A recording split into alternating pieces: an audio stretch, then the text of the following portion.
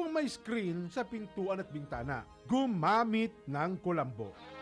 Concern kami sa inyong kalusugan. Isang paalaala, hatid ng Radyo Agila.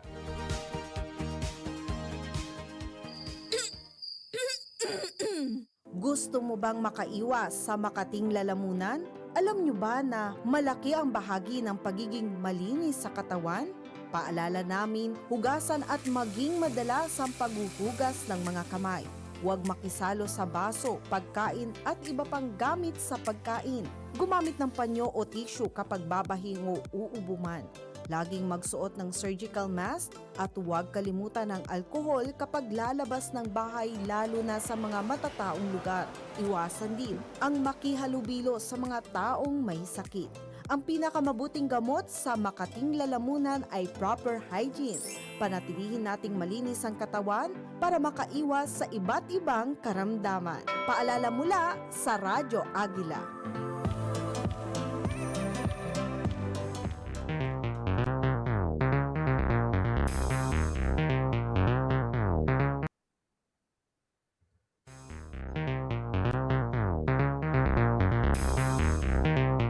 Magandang tanghali, Pilipinas. Ay, alas 12 na naman po. Hindi, 12:06. Di ba? So, 12:06 sa Philippines. Of course, sa inyo araw ng Sabado, Radyo Agila sa Amerika. Ako po si Don Orozco mula rito sa Silicon Valley sa California.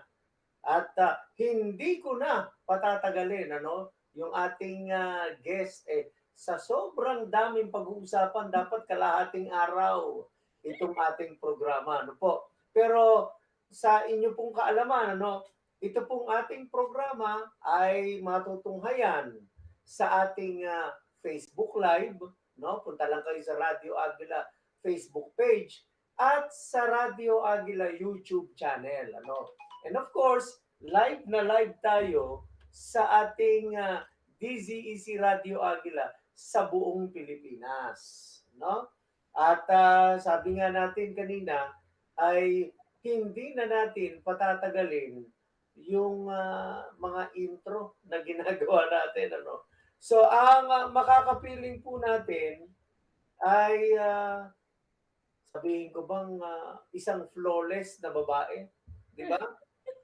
Kasi talaga naman pagka nakita niyo po, hindi ko na nga patatagalin. Si Doktora Ambassador, Doktora Melody Garcia. Ayan. Yan. Okay. So, Melody, hello and welcome sa Radyo Agila sa Amerika. Thank you po. And kumusta na lahat mga kababayan? Naku, mahahasa ang aking dila sa Tagalog. Yan, that's the plan, Para ikaw ay mapilitan na magsalita. But alam mo, nakakabilib, Nakakabilib dahil sa, despite the fact na you've been in the US for a long time, Yeah, since 1996. Hindi mo nakalimutan yung pagsasalitang Tagalog, Hindi. So, again, welcome sa ating programa, Melody. Thank you po, Kuya. At saka excited po ako dahil hindi pa nakaka-uwi since 1986. Pero Wow. sabi ko ng mga magulang ko, nung buhay pa sila, na hindi ko daw makalimutan na mag-Tagalog para hindi ako mabenta.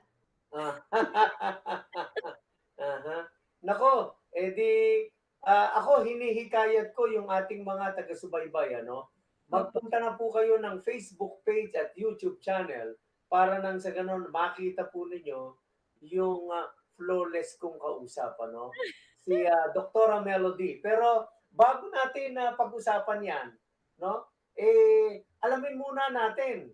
Sabi niya 1986 pa dito sa Amerika. Ikwento muna, ano ba ang iyong immigration story, Melody? If you can share it to our audience. Okay, so mine is an unusual story po because I was born sa Baguio City, city, of course, summer capital. And my parents po was well known. It's Dr. Rufo Garcia at saka si Mrs. Esther Garcia. And they came from impoverished families, like a lot sa Pilipinas, but they made a name out of themselves. My father naman was really huge in philanthropy and humanitarianism. Kaya marami siyang volunteer work noon, president ng Kiwanis Club. Saka marami niyang na talagang na-contribute sa community that he used to contribute yung kanyang mga free medical services, lalo na sa mga pamilyang hindi nakakabayad. Kasi sabi niya, I took an oath to save people's lives, not bleed them dry. Kaya ang turo ng tatay ko nung maliit pa ako, dinadala ko sa San Carlos, Pangasinan, sa La Union, yung talagang hindi makakakaya ng mga na pamilya sa kanyang, medical service na meron siyang turo sa akin, kuya. Yung turo Ah, niya sa akin never let success get so much in your head that you forget to help the people who needs you the most. mhm. Kaya malaki po mga puso ng magulang ko. Meron silang relative na natulungan. Pero this was at the time na talagang malaki ang corruption ng government. So ito pong uncle na nakatira sa amin, may nalaman na hindi maganda. At saka ang popular po noon, hindi pa wala pang mga TV interview. So he Aha, was on his way to see yung sa parang ganito po, radio na mhm. para hindi niya na makimkim yung kanyang sikreto. Eh, Ayan. ano po, na-kidnap po siya sa harapan ng nanay ko, na-intercept yun. Tapos, na-murder po, violent murder for the information na, yun na nga po, na hindi niya na nasabi sa public. Tapos, unfortunately, yung mga death threats po na yun, papunta na sa pamilya namin. So, my last recollection po ng Pilipinas, maski nandito na kami sa, we come to the US for as like a tourist in the past po, mga turista. But this time, sa grabe po ng mga death threats na nangyari, my last recollection po ng Pilipinas, inalis na lang kami sa eskwelahan. And then in the middle of the night, like a few days later, as the maids po na yung mga katulong na ginigising na kami sa middle of the night na sinabi nilang, be quiet. Meron ng isang white van na naghihintay and we disappeared and left everything behind. Wow. And Di we ba? started, yeah, we started our life na talagang, from a life of being comfortable, going to the best private schools, ganun po, to a life of struggle dito sa Amerika. Nako, hindi na natin masyadong bubusisiin ano dahil sa baka tayo alam po ninyo na I already heard the story in ano no in part as well. And ayoko lang na sabi nga ay to dwell on it too much, but alam mo yung pagpunta sa Amerika talagang minsan ay akala mo andyan yung mga natulungan mong mga kamag-anak, nandyan yung mga, di ba? Opo. Ang inaasahan mo, ba, siguro naman maaalala nito yung mga itinulong namin dito, no? No? Pero hindi nangyari yun kay Melody at sa kanyang pamilya. And di ba, Melody, napakahirap And na I'm gonna be ikaw ay tatalikuran ng iyong mga inaasahan na tutulong sa'yo. I'm gonna be transparent. Alam nyo, nag-executive pa yung nanay ko. She was an entrepreneur. Aha, Pagdating dito sa US, bigla na lang nagwawalis ng 7-Eleven making $3 an hour to make aha. to make ends meet. Tapos dalawa yung trabaho niya. Na bigla na lang kaming magkapatid naglalatagan sa tabla. Parang talagang parang biglang naging na Cinderella story, talagang marami pang ape. So I kept all that sa aking dibdib. Fast forward na po tayo sa 2013. Gusto niyo yun? Aha, yeah. Well, Fast 2000, forward. fast Para forward masaya na. from 1986 2013, I grew up typical American dream. I became very successful sa corporate office po. I worked for two multi-billion-dollar companies and I was in leadership. And in 2013 po, di ba, nagkaroon ng Typhoon Haiyan. Aha. When Typhoon Haiyan happened, may nangyari rin sa akin na yung parang, I'm going to talk about faith here because this is what led everything, the successes in my life. Aha. Bigla ko na lang pong naramdaman na I need to do something. Hindi lang po yung mag-donate, ang dami nagdo-donate, but I just felt this call na yung parang po yung whisper ng Panginoon, stop watching mainstream media, I went to the internet news, may nakita po akong yung story ng babae na talaga namatay yung kanyang dalawang anak na hawak-hawak pa rin po niya kasi hindi po censored noon. And Aha. she lost her entire family, lost everything that she owned, and she had one question. If God was real, why would He allow her to just live na nawalan na siya ng pamilya, ng anak, ng asawa, at saka yung lahat pa ng bahay? So yun po, ang sakit-sakit sa akin na nakikita ko po yun, right? At Mhm. saka the next thing I know po, I just got down on my knees, and the prayer that I dished out that changed my life po was help me help them and activate all the gifts that you have given me to help me reach them. Mhm. Yan po ang sinasabing surrender prayer because I just literally asked God, use me po, use me. You know, the next day I had this idea to put a concert together. And maski maliit lang po, maliit. Because I'm a singer. I've been in Miss Saigon local production po dito sa Florida. And I've been singing since I was little. Ganyan naman tayo sa mga Pilipinas. Aha. Singing, sing, lahat na, no, acting, nandun na po. But there was something just very strong po sa akin that I have to help my fellow countrymen. Mhm. So I decided to go with this instinct na magpunta ako, maski maliit lang na concert po. And God kept whispering the number 20. Akala ko naman, right? Akala ko naman, sige, mag-imbita ako ng 20 na people. Kayang-kaya ko yun. Aha. 20 Aha. lang. Kasi ano yan eh, 'di ba you planned a concert for the benefit of the victims of Of Haiyan. 'Di Typhoon ba? Haiyan po. Oo. Ngayon, talagang maliit lang. And ano na nga ang title nitong One night, concert? one voice. It was one One night, Night, One one Voice. voice. Okay? Yeah. Go So on with your story. So within the first 24 hours, I figured I needed singers. Punta ako sa Facebook, punta ako sa Filipino community ng Facebook dito sa Florida. And I said, hey, who wants to sing with me? Alam niyo pa, within 24 hours, right? Aha.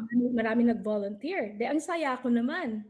Pero Aha. nung tinitignan ko yung list ng singers, walang Asian, walang Pilipino. Kaya sabi ko nga, nagtataka ako, saan ko pinadala to? Eh, wala na, wala na. Tapos Aha. the next Well, day, ano yun ha? Mga volunteers yun ha? volunteers, alam nila walang bayad kasi humanitarian benefit concert nga po, right? Aha. Yung day 2 from that amen, sabi ko, kailangan ko naman non-profit partnership kasi baka maghanap ng mga tao resibo, hindi naman ako non-profit, right? I was a Aha. corporate worker. Oh, meron na nag-partner na non-profit, ang bilis. Oh, nung pangatlong araw na, November po ito ng 2013, papunta na ng Christmas ng December, right? Okay. Sabi ko, oh, ngayon, kailangan ko po, I need a venue. I need a venue. Well, the venues at that time, talagang in the thousands of dollars, at saka book na book pa po, right? Aha. So I was like, all right, well, if I have thousands of dollars, well, why would I need to put a concert together? Bigay ko na lang, right? Aha. Alam niyo pa, so I went to Facebook na naman, 2013, sabi ko, I need help with locating a venue that can hold 20 people. Kasi, Panginoon, lagi na lang to 20. Oh, Aha. alam niyo, 3 different people that did not know each other gave me one pastor's name. Mhm. I called the pastor, I told him what I was planning on doing. And he even said, alam mo yung aking simbahan only holds 200 people. Ako naman, kuya, I was like, oh, I just need it for 20 people. Si pastor Aha. naman, tumatawa, sabi niya, bakit 20 lang? Sabi ko, I don't know, I keep hearing God's voice, 20, 20. I was like, Aha. okay. You know, the very next day, day 4 from that amen, bigla na lang sabi sa akin, I have good news for you. Meron kang sponsor and they're going to donate a concert hall auditorium that holds 650 seats. Wow. Okay. No, and that was, I was in shock. I didn't know what was happening. How do I have singers, a nonprofit, and an auditorium in less than 4 days without spending a single peso or a single dollar? Right. Mhm. So I was like, this has to be bigger than me. Well, the next 3 weeks of my life, there's a saying that goes, be careful what you pray for. Well, they just answered the exact same way to use you.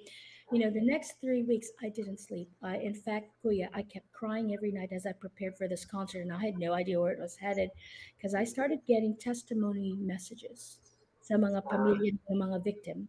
Help us. Our parents' last known location was this, and we can't find them. You seem to be popular, right? And I felt all that pain. Help us, our family starving, the food ration, alam niyo na yung government corruption, is not real what they're showing on the news. They're getting 2 cans of sardines, 1 pan of rice to feed a family to 6 to 8. They're starving. Help us. Every day, every night, all day, all night, I kept getting these messages that just made my heart break. Mhm. So for the next 3 weeks, during the day I was working as a manager. During the night, it was all preparation for a concert that just kept getting bigger and bigger Uh-huh. to Mhm. the point, po, fast forward in the 3 weeks, ang daming miracle. Because before I could ask for anything, everything was being provided. And in that instance, sumulat ka nga rin po sa akin si Efren Pina Florida, Uh-huh. right, who was a CNN Hero of the Year recipient way back when, because I was trying to Okay. find his quote. Pero yung sinulat niya po sa akin, nakalagay doon, talagang napaiyak ako na napaiyak a few days before the concert kasi nakalagay doon, in English translation pa, "Oh hero of your country, rise up, your people need you." Eh, Wow. biruin niyo po, right? To Mhm. hear that from somebody na hindi pa ako nakakauwi. And all of a sudden, I felt angry at first. It's like, how dare you call me a hero of the country that betrayed my family? Do you not know what we've been through to lose everything? And then I realized God's voice coming over that saying, "You're Uh-huh. going home without going home and you're being positioned." Ito pong concert na to talagang naging miraculo kasi Pepsi even came and sponsored it last minute. You know, Pepsi, ha? Pepsi, they said, Uh-huh. "We've been watching you. Can you guarantee all the money's going to go straight to the grant?" I said, "Yes." They said, "How?" I'm like, "I don't know, but I'll have to be transparent in the ledger, right?" So And we were, Melody, what you're saying is that itong One Night, One Voice concert, oh, it was actually Pepsi who approached you? yes, Uppa. Okay. The night before the concert, because I was getting so many calls from people. Uh-huh.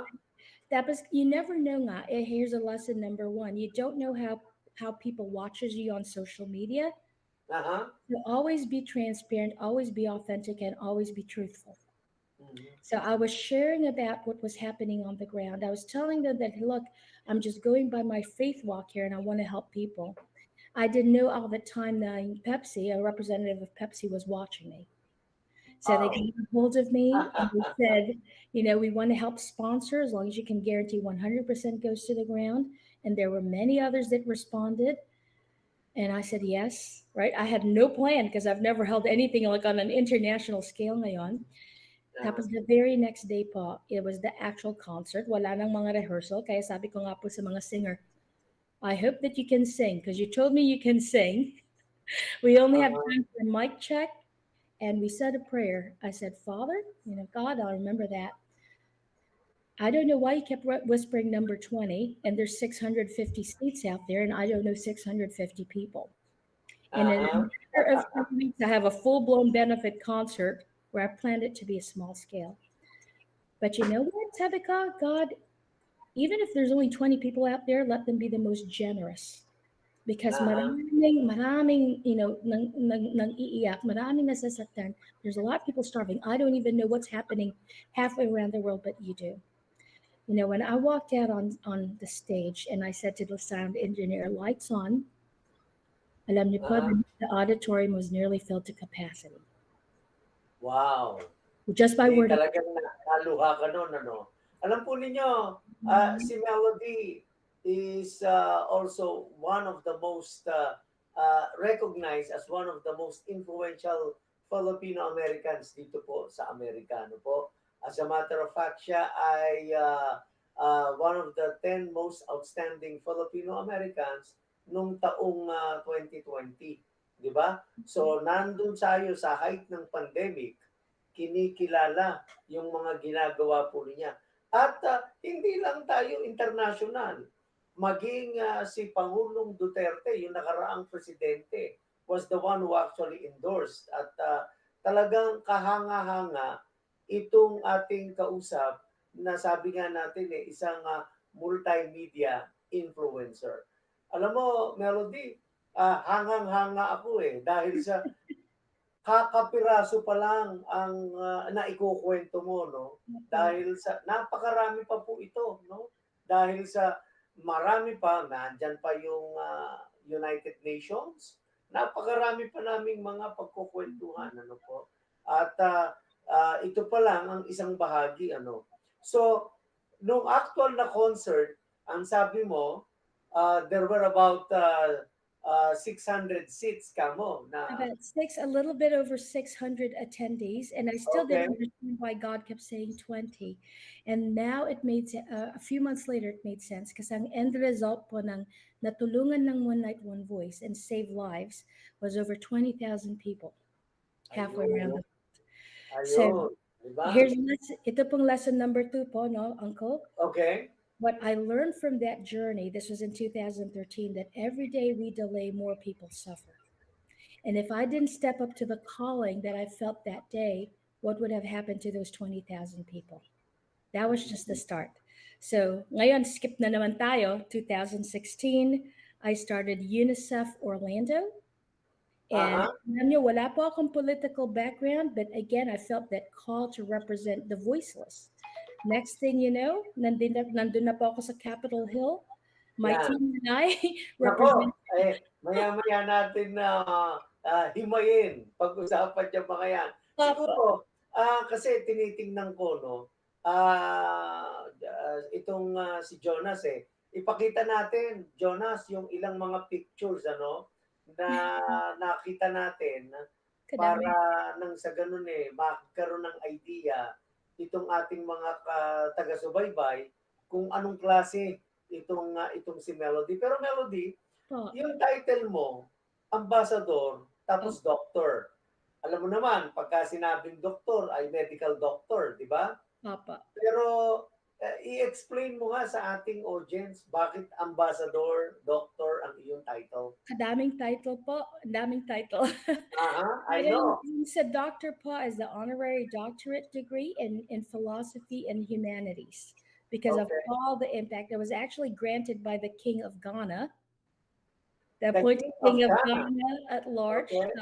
And then the ambassador, I'm a World Civility Ambassador that has a global impact, global reach, global appointment in over 40 countries. But I'm actually a dual ambassador because I'm a global advisor and then global ambassador for LA Global Foundation. And then I'm also a World Civility Ambassador po. So to Ayun. so to just to go back sa UNICEF, bigla na lang akala ko 20,000 malaki na po 'yun, no? Yung Okay. pala practice ground ko lang po 'yun because now I represent along with my team 192 countries in children global advocacy.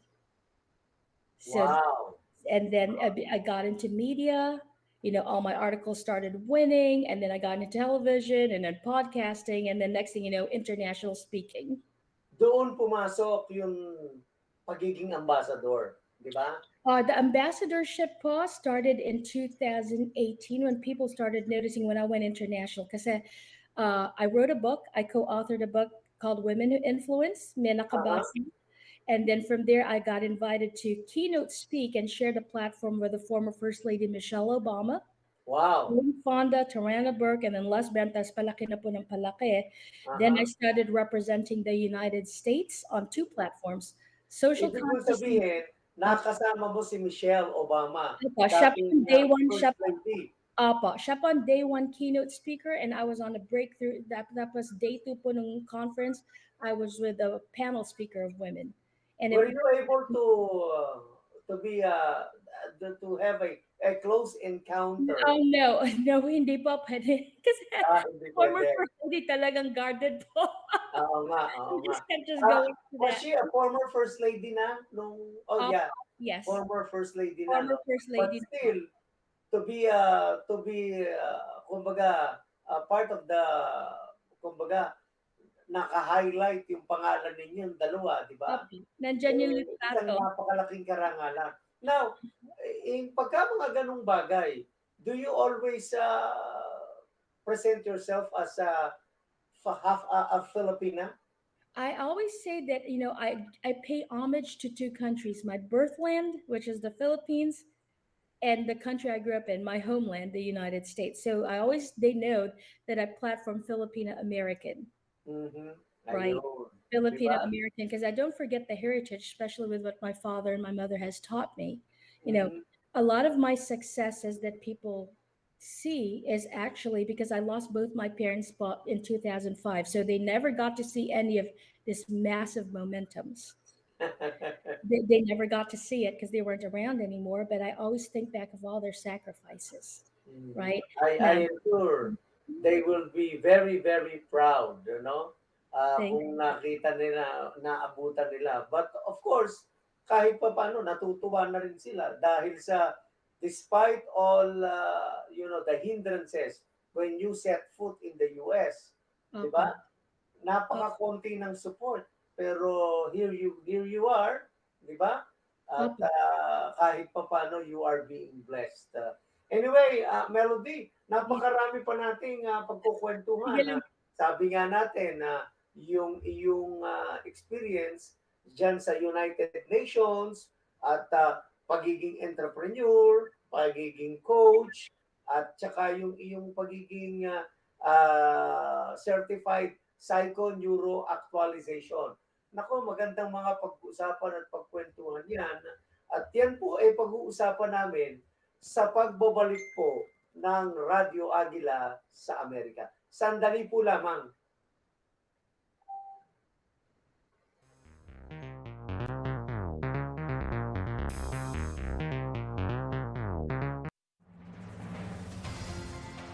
EBC, Eagle Broadcasting Corporation. Ito ang Radyo Agila.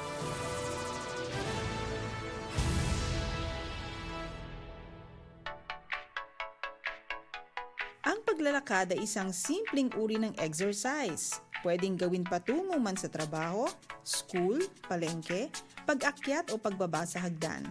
Alam niyo ba na ang 15 to 30 minutes ng brisk walking o mabilis na paglakad araw-araw ay may malaking positibong epekto sa ating overall health?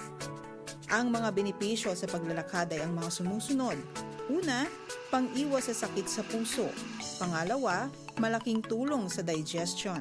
Pangatlo, pinapatibay ang ating baga. Pang-apat, pinatitibay ang ating bones and joints. Panlima, panlunas sa back pain. Pang-anim, hinuhubog ang mga kalamnan. At pampito, pinapakalma ang isipan. At ngayong alam nyo na ang benepisyong dulot ng paglalakad, ano pang iniintay nyo? Simulan na nating maglakad. Nakatitipid ka na, mabuti pa sa kalusugan. Isang pangkalusugang paalaala ng Radyo Agila. Ito ang dapat mong malaman. Simula ng araw sa pag-inom ng tubig ng 1 hanggang 2 baso. Mabuti rin na may bitbit tayong bottle or jug of water para anytime na gusto nating uminom ng tubig ay magawa natin. Ayon sa mga nutrition specialist, ang laging pag-inom ng tubig ay nakapagpapabawas ng pagnanais nating uminom ng calorie-rich drinks o luxurious drinks gaya ng soda, coffee, juices, homemade drinks, shakes at protein shakes. Sa pag-inom ng tubig, nililinis nito ang katawan sa mga lason, nagpapabilis ng metabolismo at epektibong nililinis ang tiyan at bituka. Kaya nga, maging habit ang pag-inom ng tubig para sa maayos na kalusugan. A health reminder mula sa Radyo Agila. Sabihin nyo nang may pagkamakulit kami rito sa Radyo Agila. Subalit, hindi kami napapagod na magpaalaala sa inyo, umaksyon tayong lahat laban sa dengue. Ang pagsugpo sa dengue ay trabaho nating lahat. Narito ang mga paraan para makaiwas sa dengue. Una, paglilinis ng kapaligiran. Alisin ang mga naipong tubig sa inyong paligid at maglinis sa labas at loob ng bahay.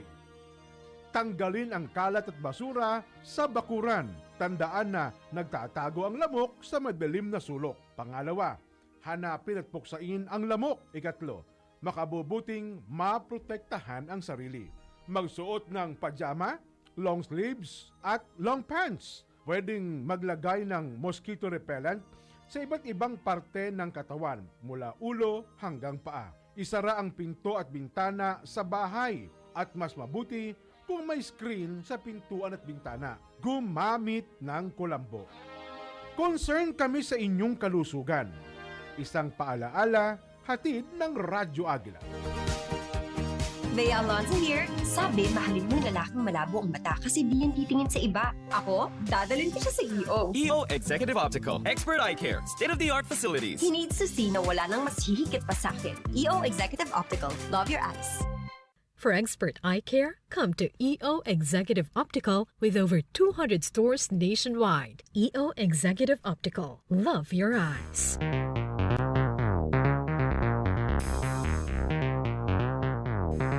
Muli po ay nagbabalik ang programang Radyo Agila sa Amerika.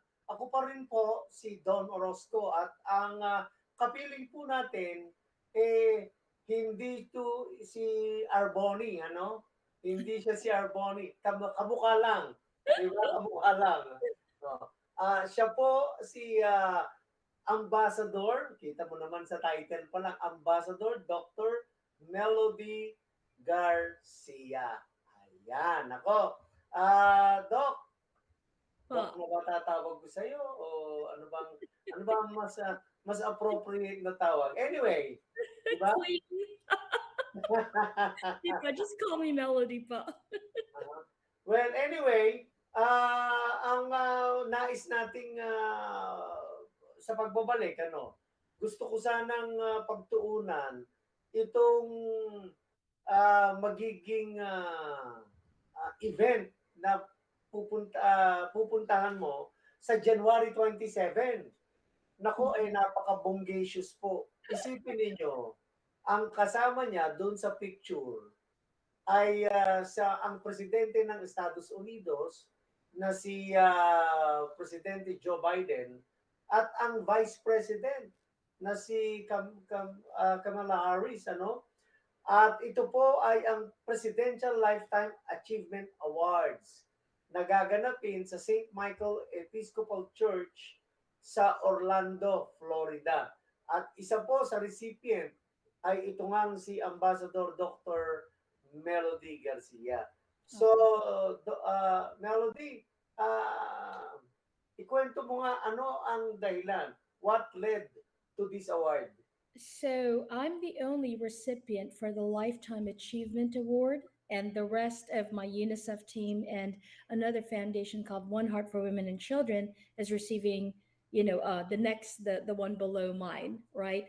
Pero what led to all this is all the accomplishments and the impact, the humanitarian impact.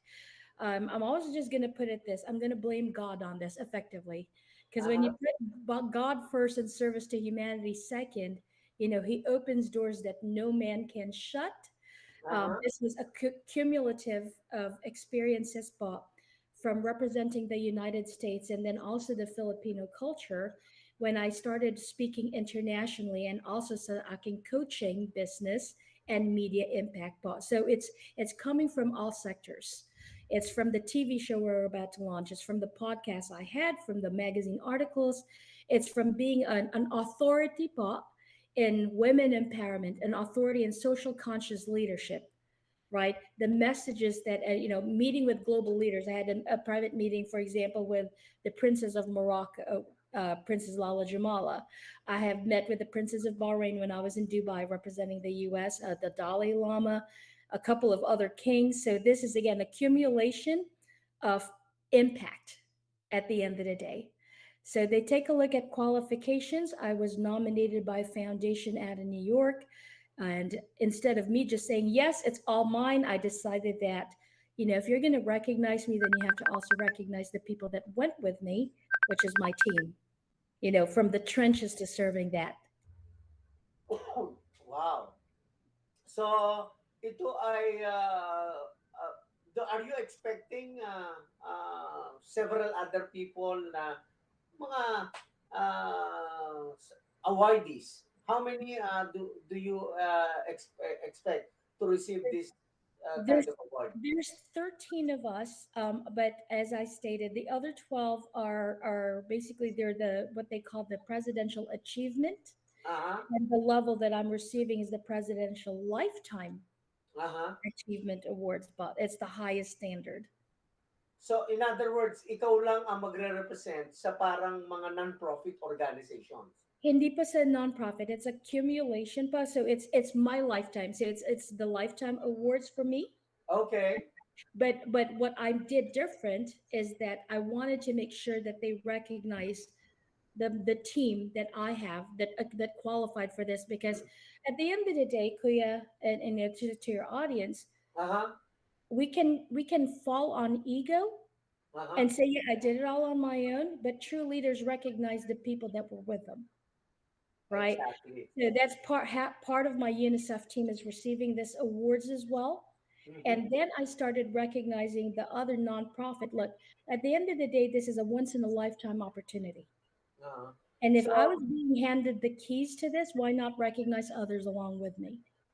so ito pala ang nag-trigger ng pagkilala sa iyo, yung UNICEF, yung Um, Hindi United lang po sa Nations International Children's Emergency Fund. it's not just a UNICEF. It's UNICEF is just a part of it. Okay. It's representing the United States through my keynote speaking of impact on authority and women empowerment and social conscious leadership.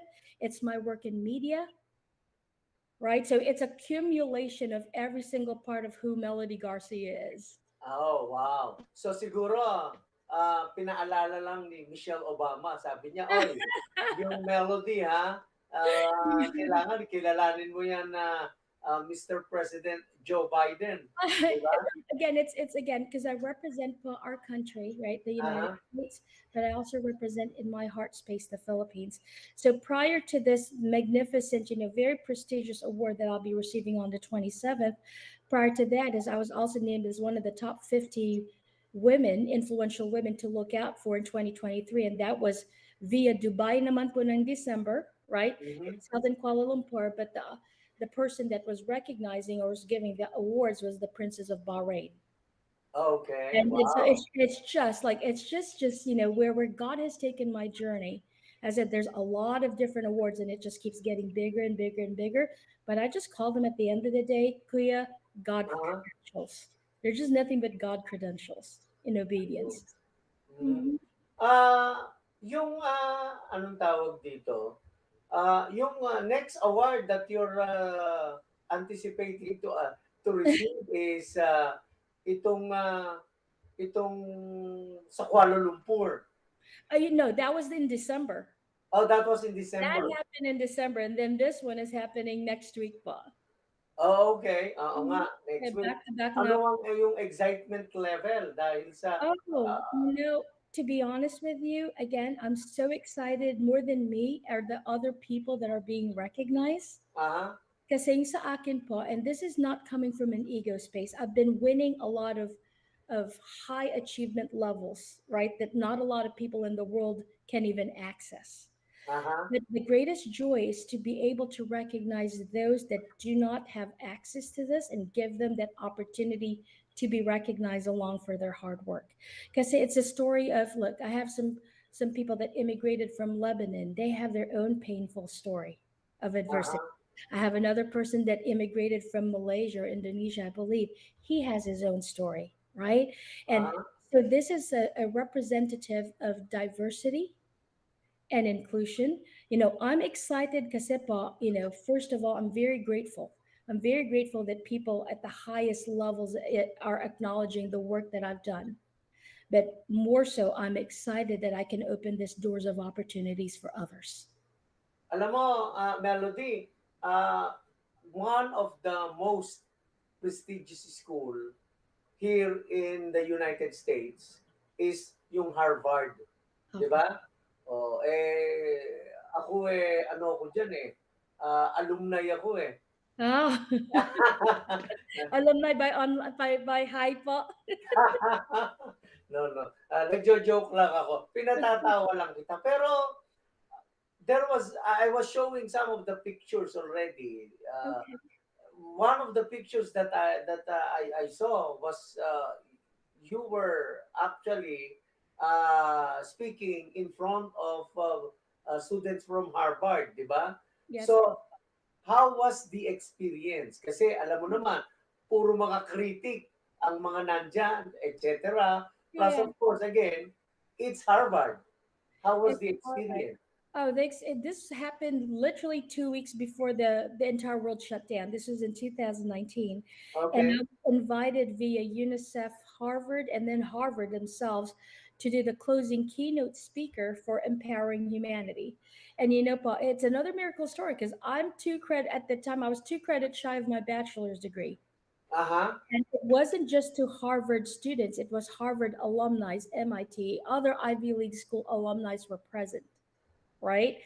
But it was such a beautiful experience for me because here you go again. I'm defying what is impossible. How does one who doesn't have a bachelor's degree end up becoming a keynote speaker, closing keynote speaker at one of the most prestigious universities in the world? And Aha. especially being Filipina American, being a minor and a woman at that, Mm-hmm. right? So again, it's to me, it's all about leadership. It is about faith walk. It's having the audacity to bring God into conversations and really redefining what women empowerment is about and what social conscious leadership is about.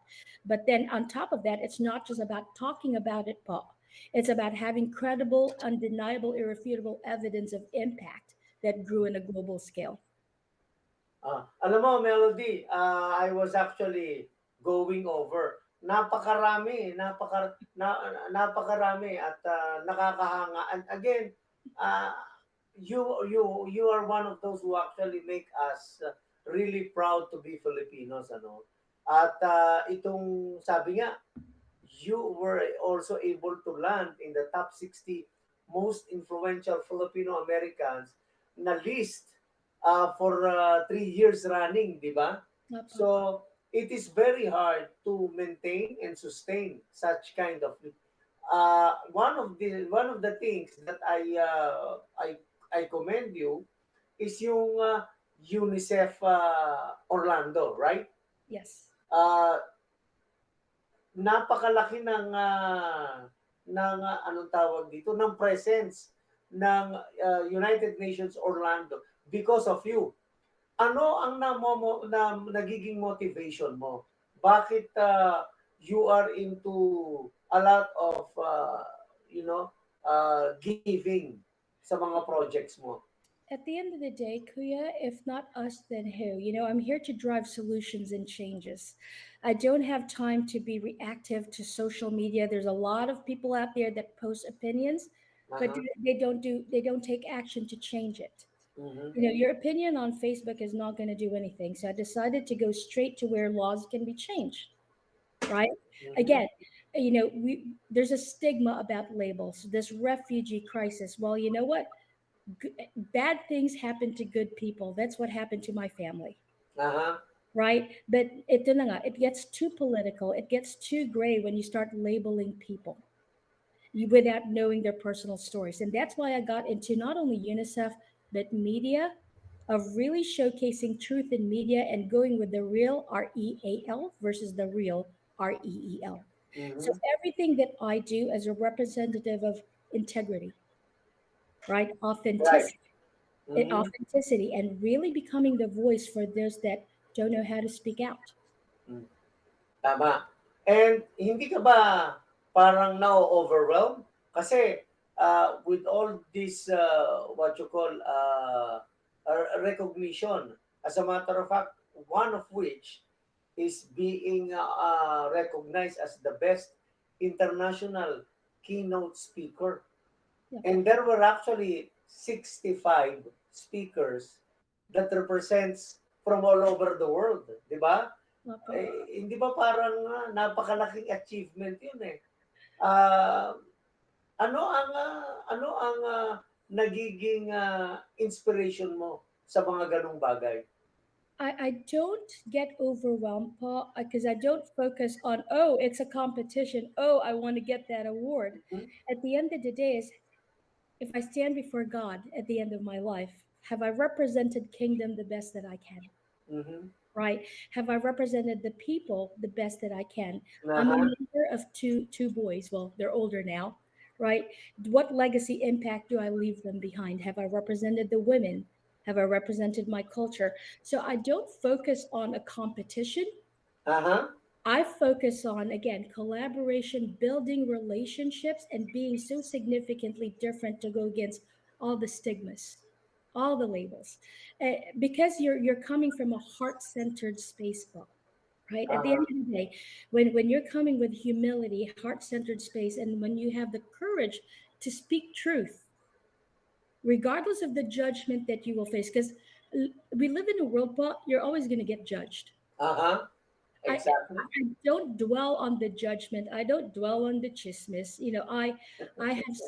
I've gone through it myself, where there's jealousies masked as friendship, and then jealousy masked as support. And the higher you go, the crowd goes smaller. But to me, it's not about them. It's about, just like what I said earlier. If I did not step into my purpose, if I let fear win, there were Uh-huh. 20,000 people waiting, right? Back in 2013. Now it's 192 countries. Now it's 40 countries. It's like one of my handling spot is that I am also the leader for the North American continent for Keynote Women Global Directory. So Uh-huh. God has entrusted me not one state, not one city, but countries and continents. Wow. This Kaya talagang very impressive eh. We're talking about being overwhelmed or of course, sabi mo nga, you are not overwhelmed. Pero there are instances, di ba? Pinatatawag ka ng hari, ng king. Like for instance, the king of Ghana, di Oo. ba? O, paano mo hinahandle yun? Especially if the intention is really to recognize you. Well, what I love about it is ideas exchange, and they listen, right? Uh-huh. They listen. I learn from them. They mentor me, and at the same time, I also offer advices that the ability to see where the potential solutions are, right? Mhm. Building programs across different countries, ambassadorship programs, and children's ambassadorship program, driving in yung ano pa. At the end of the day, Kuya, I look at them as they're humans, Uh-huh. right? They happen to have a higher title and a higher responsibility. I think we get caught up so much in the titles, but they're not understanding the responsibilities that goes behind it. This is not the typical celebrity limelight. Of course, Hollywood, Filipinas. I'm related to some of the actors of Filipinas. Uh-huh. Right? I was telling you, but I don't buy into those because it doesn't matter to me. To me, you could be the homeless person on the street, but do you have integrity? And I want to know your story. What happened to you? What led to that? And you Uh-huh. could be the king, appointed king of Ghana at large, or you could be the princess of Morocco. At the end of the day, we're all mortals. At the Mhm. end of the day, what does your life represent? That is what I care about. And can we add value in each other's life? Exactly. Alam Mhm. mo, Melody, you've been, what's this, out sa Philippines for a long period of time, In 1986. since 1986. Are Opo. you looking forward? Kasi alam mo, yung talent mo, dapat ibinibitbit yan sa Pilipinas eh. Are you looking forward to, alimbawang magpa-project tayo eh, Oh, yes. are you willing to bring your talent? Absolutely. I'm willing to not only bring my talent, my time, add value, I'm willing to bring my team.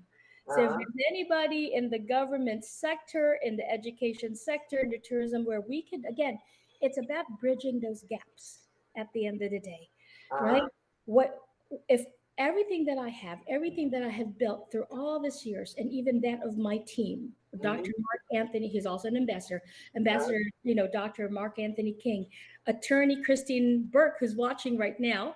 Right. Okay. Hello. Again, the joy of, like, I've got some friends hopping in. They're like, she's on.